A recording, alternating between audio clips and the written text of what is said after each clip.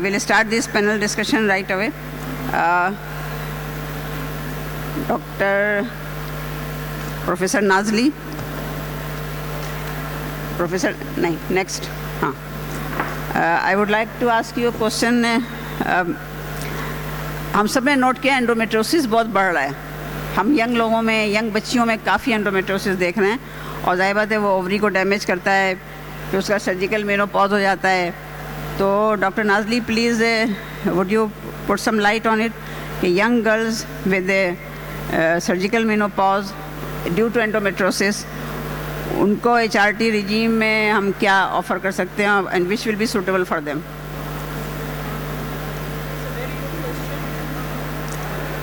इसको ऑन करो, mike on करो, माइक ऑन करें. It's a very good question. With the increasing incidence of endometriosis and with the fact that we all are proceeding for pelvic clearance, जितना pelvic pain होता है, most of the time these women end up in pelvic clearance. सबसे पहली बात जो होती है जो हमें बताना चाहिए इन तमाम यंग लेडीज़ को कि what will they expect once hysterectomy is done.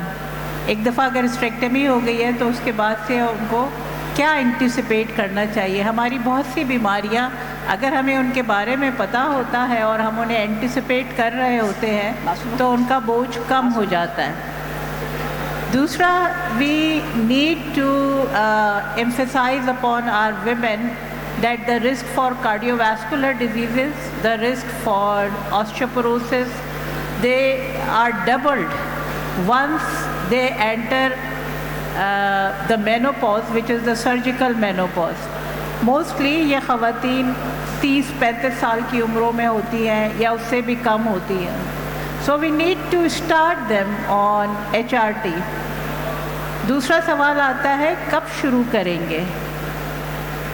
It can be there is no consensus, there is no clear guideline कि आप कब शुरू करेंगे, but it should be started early, 6 weeks post operative या उससे पहले. It depends on कि what type of surgery you have performed, number one. Number two, the surgery which have been performed, were there any complications, उसके अंदर कोई complications थी, patient को symptoms कितनी जल्दी आए हैं.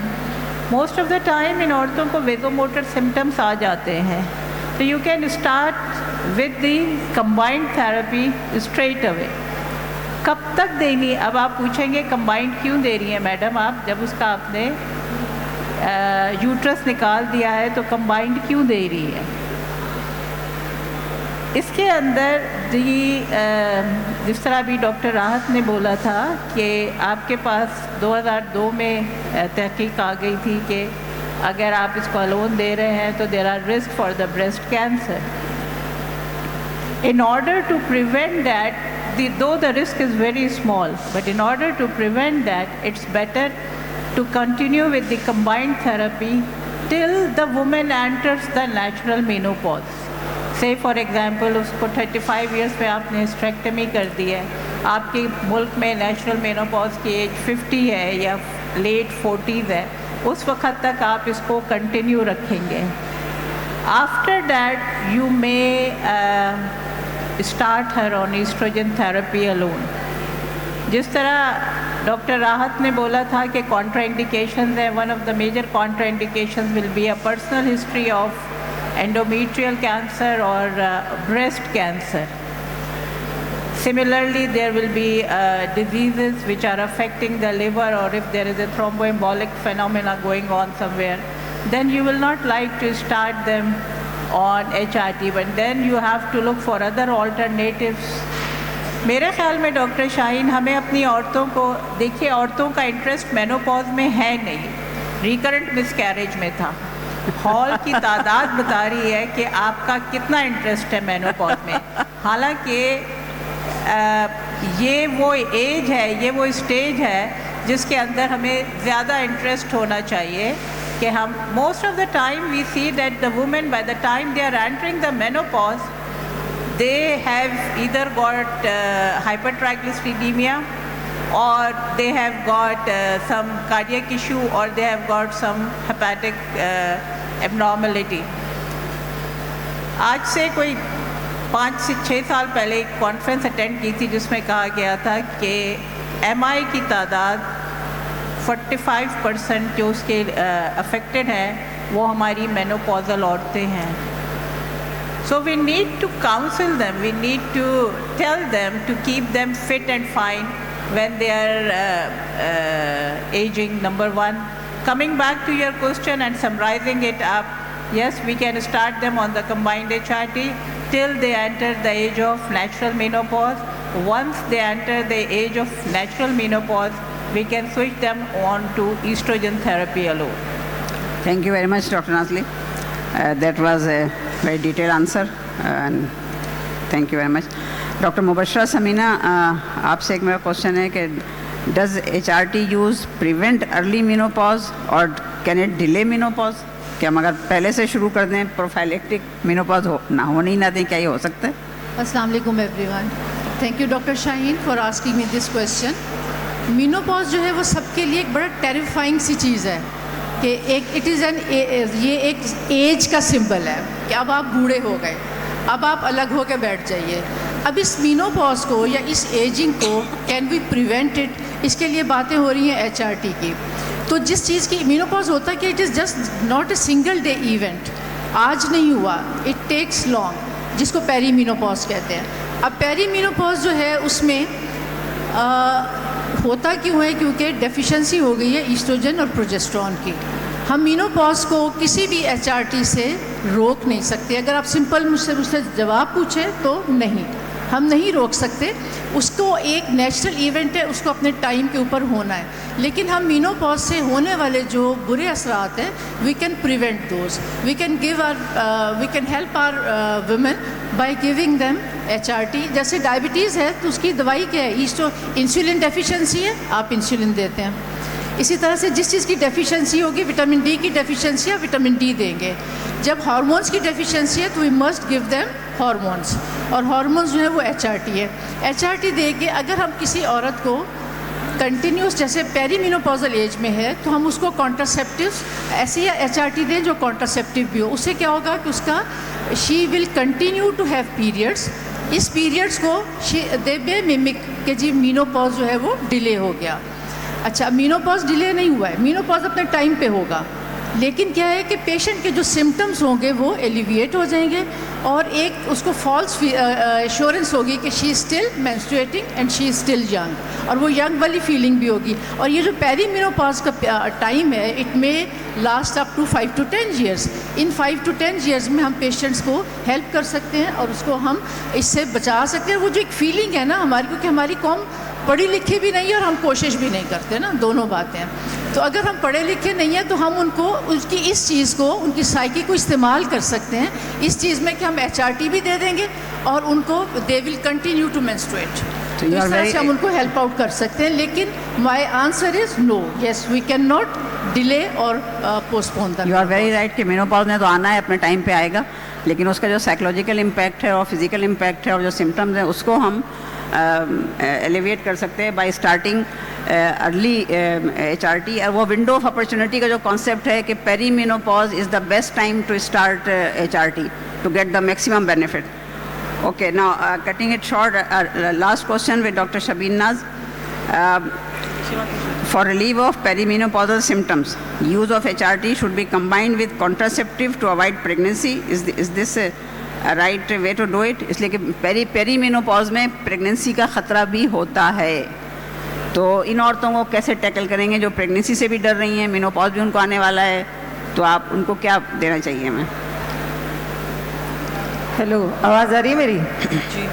सबसे पहले तो शुक्रिया शाहीन आपका, और आप सब लोगों का शुक्रिया कि आखिरी वक्त तक मुझे सुनने के लिए भी बैठना पड़ा आपको. Thank you very much. दूसरी बात यह है कि आपने सुना होगा कि टोनी ब्लेयर के यहाँ the wife got pregnant when she was 46 years of age and Tony Blair himself was 48 years of age, the last child, the third child. तो टोनी ब्लेयर ने थर्ड डे अपनी ऑफिशियल तस्वीर जारी की बच्चे की, और ये कहा कि he said that he would not take paternity leaves, मगर उसने फिर लेनी पड़ी because the night was too rowdy. So he had to take paternity leaves. तो 46 years में टोनी ब्लेयर की वाइफ के यहाँ बच्चा हो गया. तो इसलिए contraception is definitely needed when a woman enters into menopause or about to enter the menopause. अब सवाल ये कि contraception करें या HRT करें या क्या करें. तो जवाब ये है कि भाई contraception CDC की रिकमेंडेशन ये है, सेंटर फॉर डिजीज़ कंट्रोल की, कि irrespective of age is not a factor to deter contraception in healthy women unless कि उन्हें कोई हाइपरलिपिडीमिया, डायबिटीज़, कार्डियोवेस्कुलर वगैरह वगैरह कुछ मसला हो. तो age is not a deterrent for contraceptive advice और कॉन्ट्रासेप्टिव इंटेक. एक तो ये बात हो गई. दूसरी बात ये कि अब कॉन्ट्रासेप्शन जितनी भी आती हैं most of them are low dose. तो लो डोज कॉन्ट्रासेप्शन पे वो कंटिन्यू करें, ठीक है. और if they are below 40 years of age या बिलो 50 ईयर्स ऑफ, चलें बिलो 40 ईयर्स, तो उसको कंटिन्यू कराएं. And if she is menopausal for more than 2 years तो FSH करवा लें. If it is less than 30 international units you may stop contraception. मगर अगर 30 यूनिट्स से बीच में कहीं आगे आ रहा है तो 2 साल तक, 1 साल तक कंटिन्यू करें कॉन्ट्रासेप्शन, उसके बाद फिर इसको वापस कर लें. 30 units of FSH is the cut off for her to enter into menopause. अच्छा, अब low dose estrogen progesterone pills तो ले ली, कंबाइन ओसी पिल्स. तो अब क्या करें? इसके बाद अगर आपने स्टॉप कर दी उसको, suppose more than 30 international units आ गया FSH, अब क्या करें? अब ये करें कि उसको लो डोज HRT पे रख दें अगर के उसको सिम्टम्स आ रहे हैं, because you have stopped oestrogen progesterone now.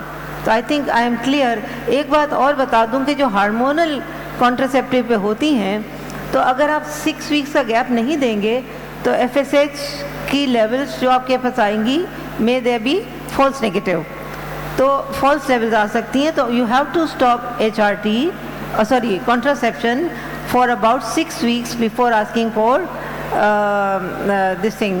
FSH levels.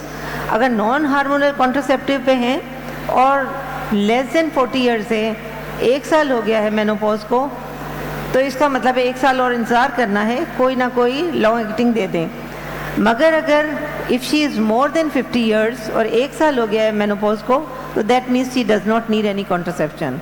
तो I hope I have made the issue clear कि FSH 30 international units is the cutoff for menopause in a woman who is taking hormonal HRT but who has stopped it for 6 weeks before you ask for a blood test. तो HRT दे, hormonal ये contraception दे दें unless कोई major Contra indication है, and अगर बाद में उसको symptoms होते हैं तो लो डोज HRT दे दें उसको. हम HRT के साथ बैरियर मेथड भी तो अप्लाई कर सकते हैं ना कॉन्ट्रासेप्शन के लिए. अगर हमें हाई एस्ट्रोजन प्रोजेस्टेरोन नहीं देना है 46, 47, 48 पे, तो हम HRT के साथ बैरियर कॉन्ट्रासेप्शन उसको बता सकते हैं ना, ताकि IUCD हो या कॉन्डोम हो या इस तरीके से, तो दोनों चीज़ें कंबाइन पे हो जाएंगी. बिल्कुल सही कि अगर हार्मोनल कॉन्ट्रासेप्शन नहीं दे रहे हैं तो नॉन हार्मोनल कॉन्ट्रासेप्शन भी बहुत सारी हैं. मसलन लिवोनॉर्जेस्ट्रल डिवाइसेस, IUCDs, कॉन्डोम्स, ये सारे नॉन हार्मोनल मेथड्स हैं. तो वो आप प्रैक्टिस कर सकते हैं, साथ में HRT दे दें लो डोज अगर उसको सिम्टम्स आ रहे हैं तो. But not every woman should be given HRT in all cases, only when the symptoms are there. अगर सिम्टम्स हॉट फ्लैशेस वगैरह के हैं तो कॉन्जुगेटेड ईस्ट्रोजन दे दें. अगर कोई वेजाइनल ड्राइनेस है तो लोकल दे दें. अगर बोन का है तो बिस्फॉस्फोनेट सोच समझ के दे दें. That is it. Madam sorry, one question, very hot topic in that sense कि अब हमारे पास पेशेंट्स बहुत आती हैं जो मेनोपॉजल होती हैं और वो सारे इन सिम्टम्स के साथ आती हैं. मेरा एक सिर्फ ये क्वेश्चन ये है कि हम अपने इस फोरम में या अपनी प्रैक्टिस में ट्रांसडर्मल पैचेस फॉर HRT क्यों नहीं प्रमोट करते? ट्रांसडर्मल हमारे मुल्क में चल नहीं पाया, इसलिए कि यहाँ गर्मी की वजह से, देखिए स्वेटिंग की वजह से वो पैच चिपक सही से स्टिक नहीं होता है और उखड़ जाता है. पाकिस्तान में आया था एक ज़माने में, और फिर वो एक तो महंगा था बहुत, और फिर वो चल नहीं सका. बाकी आप बताइए. एक ऐड करूं मैं शाहीन, अगर इजाज़त दें तो. शाहीन, मैं एक ऐड करती हूं कि ट्रांसडर्मल पैचेस में ठीक है वो फर्स्ट बाईपास इफेक्ट तो उसका ख़त्म हो जाता है, but oestrogen levels are very high in transdermal patches, तो it is sometimes not indicated. But in UK every patient जो कि हमारे वहाँ लाइफ ठंडा एक्सपीरियंस जो मुल्क है। 85 तक है वो लोग सब यूज़ कर रहे होते हैं। नदीम आप कुछ बोलना चाह रहे हैं? मैं ये कहता कि number of my patients are on estrogen patch, may be वो दैट्स अ डिफरेंट क्लास जो इस्तेमाल कर रही है, और उसमें प्रिकॉशंस आर देयर कि सिर्फ ड्राई करके क्लीन करके लगाना है, और स्टिकिंग के लिए अच्छा है कि what the trick we are using is hair dryer से हल्की सी उसको हीट देते हैं, हल्की सी हीट देने से इट स्टिक्स बेटर, पक्का चिपक जाता है, वो ज़्यादा चिपक जाता है, ठीक है। So it works pretty good, it's a small trick to use hair dryer से थोड़ा सा दूर रख के उसको दे दें ताकि वार्म तो के चिपक जाए, इट वर्क्स। सो अभी तक patients are happy using this way. Thank you very much everybody. बहुत शुक्रिया पैनल। मैडम एक क्वेश्चन है मेरा। आखिरी क्वेश्चन। जी अस्सलाम वालेकुम, very very nice session, I am really enjoying it. Doctor Nazli, आपने कहा कि विद एंडोमेट्रियोसिस पेल्विक क्लियरेंस के बाद हम HRT देते हैं, so what are the chances of recurrence of having endometriosis, bowel endometriosis with HRT अगर हम कंटिन्यूस देते रहें उनको? आपके आंसर से पहले मैं खुशखबरी दे दूं कि आप सब लोग अपनी सीटों में बैठे रहिएगा, आपका रिफ्रेशमेंट पहुंच चुका है, आने वाला है आपकी सीटों में। जी।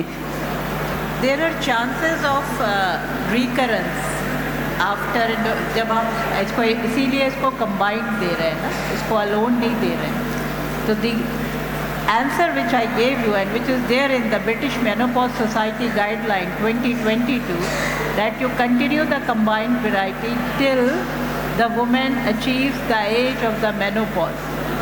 Once she achieves the age of menopause, then you can switch on to estrogen alone. Yes, there are chances that there will be recurrence, but for that you are giving combined variety, you are not giving alone.